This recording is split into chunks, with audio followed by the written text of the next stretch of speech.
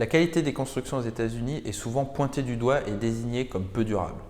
Il est vrai que les biens immobiliers sur place ne seront jamais aussi durables que les immeubles haussmanniens à Paris, mais en réalité, et même s'il faut faire attention à la zone et le type de produits dans lesquels on investit, dire que les maisons américaines sont fragiles est une idée reçue.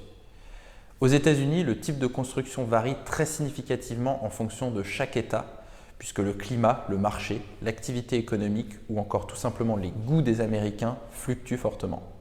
Par exemple, à Tampa, en Floride, la grande majorité des maisons seront construites de plain-pied et en béton, car les conditions climatiques sont parfois très violentes dans cette région. Les constructions sont donc particulièrement robustes.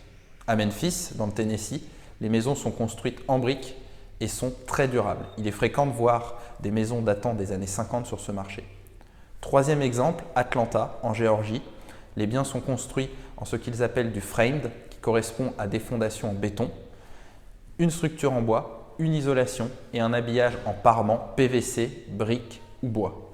Ce type de construction est particulièrement simple d'entretien, ce qui attire évidemment beaucoup d'investisseurs. En fait, il est très important de rechercher le bien idéal en appliquant la bonne grille d'analyse en fonction de la zone et de l'objectif de l'investisseur. C'est d'ailleurs pour ces raisons qu'un bon accompagnement est généralement décisif. Nous recommandons à nos clients, dans la majorité des cas, de se positionner sur des propriétés rénovées avec un objectif moyen terme compris entre 5 et 10 ans.